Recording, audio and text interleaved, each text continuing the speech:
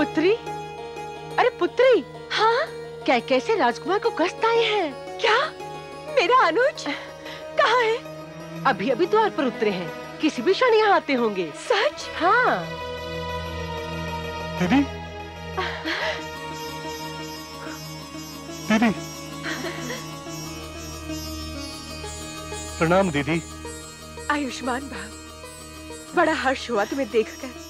तुमने यहाँ आकर मेरी प्रसन्नता और बढ़ा दी।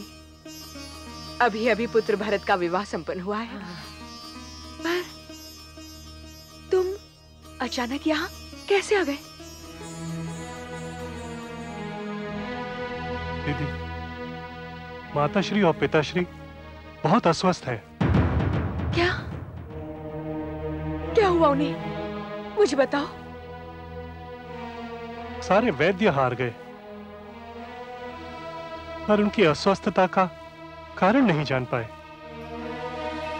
केवल राज वैद्य का यह कहना है कि वे अपने पौत्र राजकुमार भरत को देखने के लिए व्याकुल हैं, और इसी व्याकुलता ने लोक का रूप ले लिया है।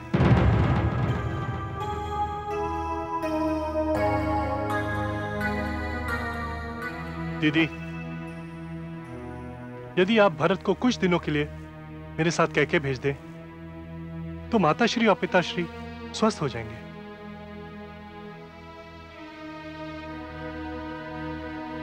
मेरी तो कुछ समझ में नहीं आ रहा। मैं क्या करूं? मानवी तो जा नहीं सकती। अभी तो विवाह की कई विधियां शेष हैं, और तो आप केवल भरत को भेज दीजिए। दीदी, माताश्री और पिताश्री उन्हें देखने के लिए तरस रहे हैं। पर उसके लिए भी तो मुझे महाराज से अनुमति लेनी पड़ेगी। दाई माँ, आप मेरे अनुज का ध्यान रखिएगा। मैं महाराज से मिलकर आती हूँ। तू चिंता मत कर। आती हूँ।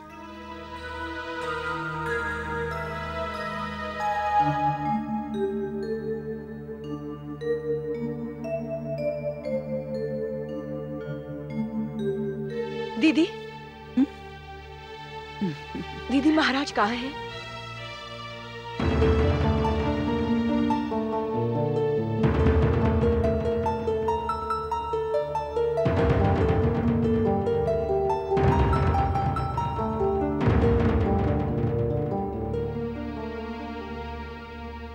ये सदा पुष्प समान खिला मुख आज मुरझा ऐसा क्यों है? क्या बात है कैकेयी? इतनी गंभीर क्यों दिख रही हो? दीदी, मायके से मेरा अनुज को कष्ट आया है। उसने बताया है कि मेरे माता पिता पुत्र भरत को देखने के लिए इतने व्याकुल हो उठे हैं कि अब उनके स्वास्थ्य पर प्रभाव पड़ चला है। तो पुत्र भरत को भेज दो ना, क्या आपत्ति है? उसे ननिहाल भेजने की अनुमति ही तो लेने आई थी महाराज से। महाराज कहाँ हैं? मुझे तो बस ये पता है कि वो राजकाज की किसी समस्या को सुलझाने के लिए पुत्र राम को लेकर कहीं गए हैं। आपको ज्ञात है कि वो कब लौटेंगे? कुकस शीघ्र लौटना चाहता है। मुझे कोई अनुमान नहीं कि महाराज कब लौटेंगे। दीदी, आप बड़ी हैं और महाराज की अनुपस्थिति में मैं तो केवल आपसे ही पूछ सकती हूँ कि मुझे क्या करना चाहिए। करना क्या चाहिए? तुम्हें पुत्र भरत को तुरंत कुकस के साथ भेज देना चाहिए। भरत के नाना नानी के जीवन का प्रश्न है, इसमें क्या सोचना? दीदी, सच आपने मेरी उलझन सुलझा दी। दीदी, आपने मेरी उलझन सुलझा दी।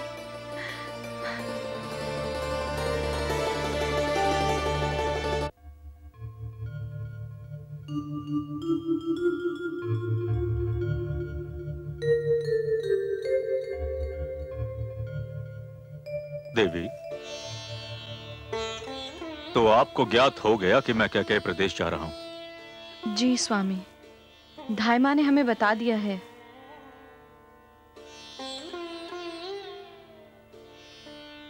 मांडवी, ना तो मैं आपको छोड़कर जाना चाहता था और ना ही आपके बिना, किंतु लोकाचार के कारण यह संभव नहीं है।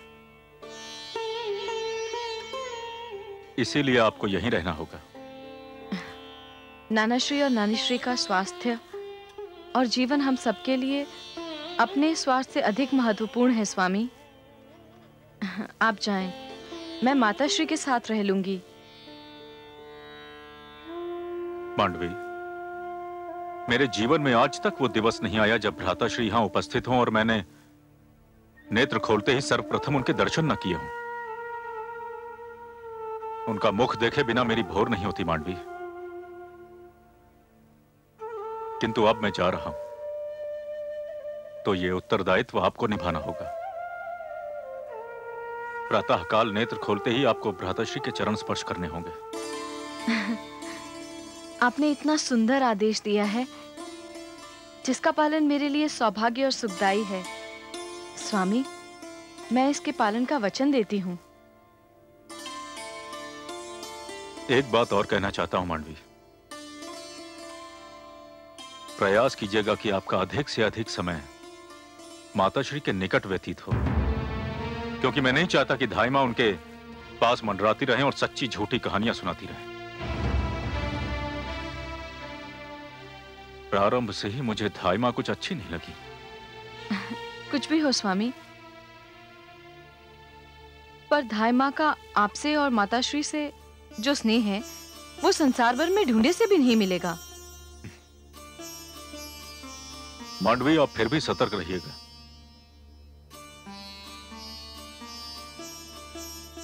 अब मुझे विदा दीजिए, मैं चलता हूं। शत्रुघ्न मेरी प्रतीक्षा कर रहा होगा। जी।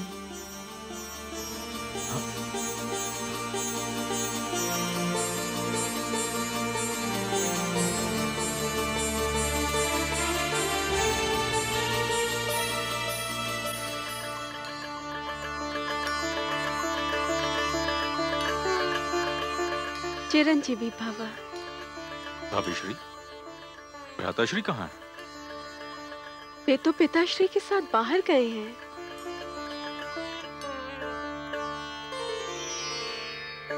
भाभीश्री, हमें कैकेय प्रदेश जाना है। नानाश्री अस्वस्थ हैं, उन्होंने हमें बुलवाया है। ईश्वर उन्हें शीघ्र स्वस्थ करे। किंतु भाभीश्री, भ्राताश्री की अनुमति के बिना तो हम नहीं जा सकते। किंतु वे तो न जाने कब लौटेंगे। तो ऐसी परिस्थिति में तो यह अनुमति आप ही प्रदान कर सकती भाभीश्री, क्योंकि यदि भ्राताश्री की अनुपस्थिति में हमें कोई आदेश दे सकता है तो वो आप हैं।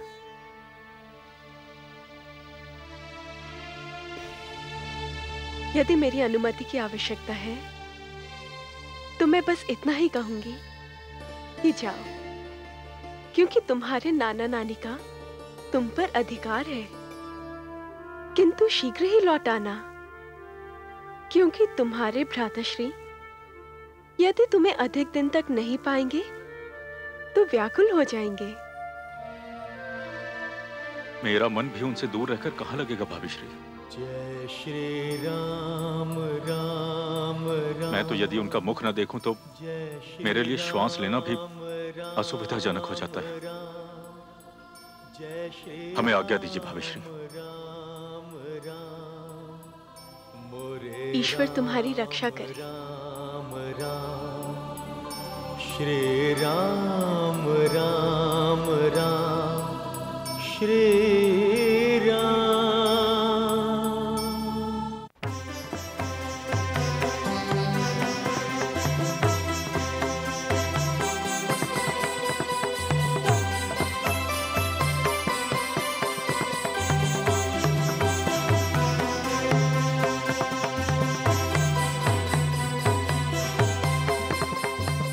जनप्रतिनिधि सभा के आदरणीय सदस्यों,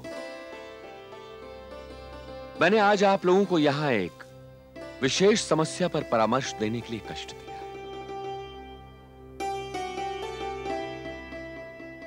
एक राजा का यह परम धर्म होता है कि वो अपनी प्रजा को एक योग्य युवराज दे और एक ऐसा उत्तराधिकारी नियुक्त करे जो कि प्रजा का चहेता भी हो।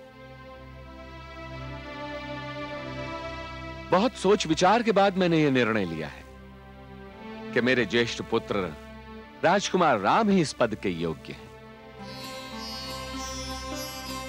मैं आप सबके विचार जानना चाहता हूं। क्या आप सब मेरे निर्णय से सहमत हैं? सहमत है, सहमत है, सहमत है, सहमत है, सहमत है, सहमत है, सहमत है, सहमत है, सहमत है, सहमत है। आदरणीय सभासदों, यदि आप महाराज से केवल इसीलिए सहमत हैं कि मैं उनका ज्येष्ठ पुत्र हूं और इसीलिए मुझे युवराज बनना चाहिए, तो मुझे खेद है कि मैं आप सबसे सहमत नहीं हूं। समुद्र अथाह होता है किंतु किसी की प्यास नहीं बुझा सकता। अशोक का वृक्ष सबसे ऊंचा होता है किंतु किसी को छाया प्रदान नहीं करता। आकाश भी विशाल होता है किंतु किसी घर की छत नहीं बन सकता। हे महापुरुषों, ज्येष्ठता योग्यता का स्थान तो नहीं ले सकती। ज्येष्ठता योग्यता का पर्याय कभी नहीं बन सकती। इसलिए युवराज के पद का चुनाव भावनाओं की धारा में बहकर नहीं, बुद्धि के धरातल पर होना चाहिए। मैं युवराज केवल इसलिए बनूं कि मैं महाराज का ज्येष्ठ पुत्र हूं, यह आपका तर्क मुझे तनिक भी संतुष्ट नहीं कर रहा। आपने जो कहा वो केवल आप ही बोल सकते हैं, क्योंकि आप श्री राम हैं, आप मर्यादा पुरुषोत्तम हैं। यदि आप अनुमति दें तो आपसे कुछ प्रश्न करूं? आप मुझसे बड़े हैं, एक जनप्रतिनिधि हैं। आपको मेरी अनुमति की आवश्यकता नहीं है। आप तो मुझे उत्तर देने के लिए बाध्य कर सकते हैं। पूछिए अपना प्रश्न। हे श्री राम, सुबाहु और ताड़का का वध किसने किया? मैंने। क्यों किया? इसलिए कि वो आश्रम उजाड़ रहे थे और मुझे मेरे गुरु ने आदेश दिया था कि मैं आश्रमों की रक्षा करूं। जनकपुरी में शिव धनुष किसने उठाया? मैंने। क्यों उठाया? इसलिए कि मिथिलेश शोक सागर में डूबे हुए थे। उस शिव धनुष को कोई भी उठा नहीं पाया था, और यदि महाराज जनक का प्रण पूरा नहीं हुआ होता तो जानकी का विवाह असंभव था। गौतम ऋषि की पत्नी अहिल्या शाप के कारण पत्थर हो गई थी। उसे पुनः जीवन देकर स्त्री के रूप में किसने बदला? मैंने। क्यों बदला? क्योंकि वहां एक नारी के साथ अन्याय हुआ था, और नारी माता स्वरूप होती है। जो समाज माता स्वरूप नारी पर अत्याचार एवं अन्याय करता है वो कभी फल फूल नहीं सकता। इतने महान कार्य करने के उपरांत आप अपनी योग्यता का प्रमाण चाहते हैं? हाँ मान्यवर, क्योंकि इन कार्यों में मुझे कोई योग्यता अथवा विशेषता दिखाई नहीं दे रही। आश्रमों और संस्कृति की रक्षा करके मैंने केवल अपना धर्म निभाया। एक नारी के साथ न्याय करके मैंने अपने कर्तव्य का पालन किया, और शिव धनुष को उठाकर केवल अपने गुरु के आदेश का पालन किया। हे श्री राम, प्रजा भी तो ऐसा ही राजा चाहती है जो संस्कृति की रक्षा करे, धर्म निभाए, कर्तव्यों का पालन करे। केवल आप में ही ऐसे गुण हैं। आप तो ऐसे सूर्य हैं जो स्वयं जलता है किंतु सारे संसार को अपना प्रकाश देता है। आप तो वो वृक्ष हैं जो अपने बोझ से स्वयं झुकता है किंतु दूसरों को मीठे फल देता है। योग्यता आपका मापदंड नहीं है, आप स्वयं योग्यता के मापदंड हैं। आप मर्यादा पुरुषोत्तम हैं, और आपके होते हुए कोई और हमारा युवराज बने ये हो ही नहीं सकता। क्यों सभासदों? सत्य है, सत्य है, सत्य है, सत्य है।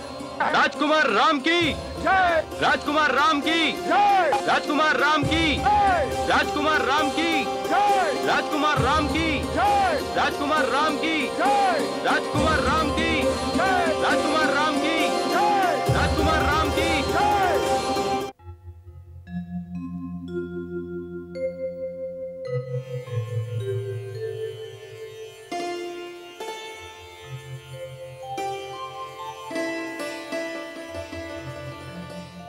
राजन, गुरुवर, यशस्वी भव।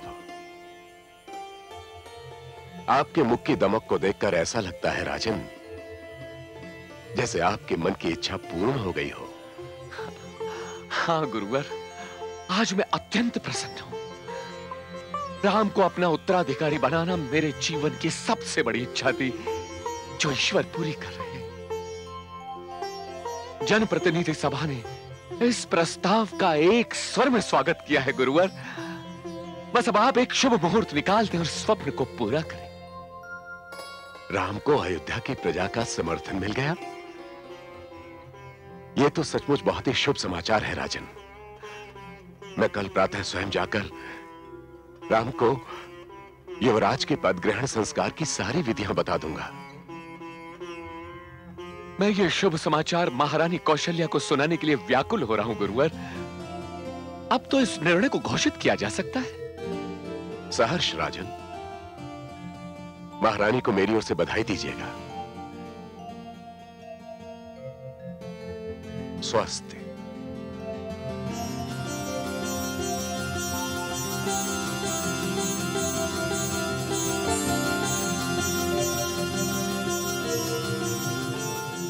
महारानी, महारानी, महारानी। महाराज, आज तो आपका मुख ऐसे खिला हुआ है जैसे पुष्प वाटिका वसंत ऋतु में खिल उठती है। हाँ महारानी, आज हमारे जीवन पर वसंत ऋतु छा गया है। हमारा राम युवराज बनेगा। हाँ? सबने सर्वसम्मति से यही निर्णय लिया है महारानी, यही निर्णय लिया है। सच महाराज, किंतु ये समाचार सुनकर सबसे अधिक प्रसन्न होने वालों में से एक यहाँ नहीं है। वो होता तो राम की युवराज बनने का उत्साह आज ही से मनाना आरंभ कर देता। कौन महारानी? भरत। वो तो अपने अस्वस्थ नाना नानी को देखने आज ही कह गया है, किंतु कह यही है, वो तो ये समाचार सुनकर झूम उठेगी। सत्य है महारानी, कुलगुरु वशिष्ठ भी शुभ मुहूर्त निकाल रहे हैं। कल वो राम को युवराज पद ग्रहण करने की विधियां भी सिखाएंगे। फिर तो ये समाचार मैं कैकेयी को कल ही दूंगी, इतना अकस्मात कि वो आश्चर्यचकित हो जाए और प्रसन्नता से नाच उठे।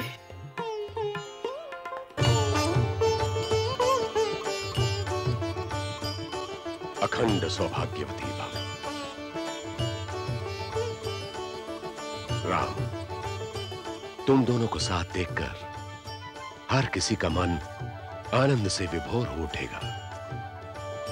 तुम दोनों की जोड़ी संसार की आदर्शतम जोड़ी होगी, ये मेरा आशीर्वाद है।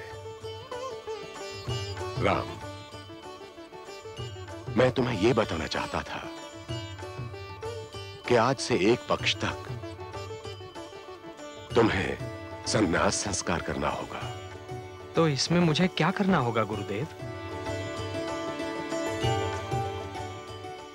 राम,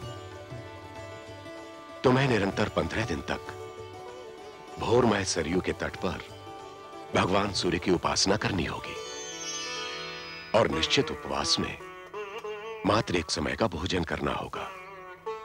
जैसी आपकी आज्ञा गुरुदेव। और जानकी, तुम्हें अपने पति का साथ देना होगा।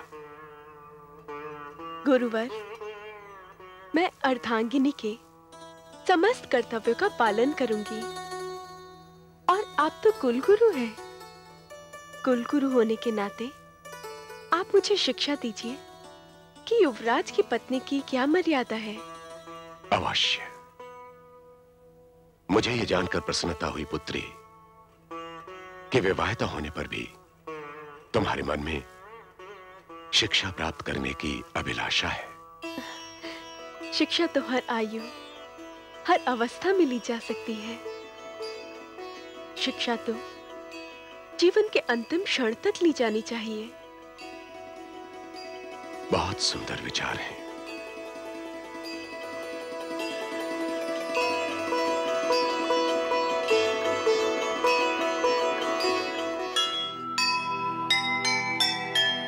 हम समाज के अंग हैं, सबके अपने कर्म, अपने अपने कर्म से सभी निभाए धर्म।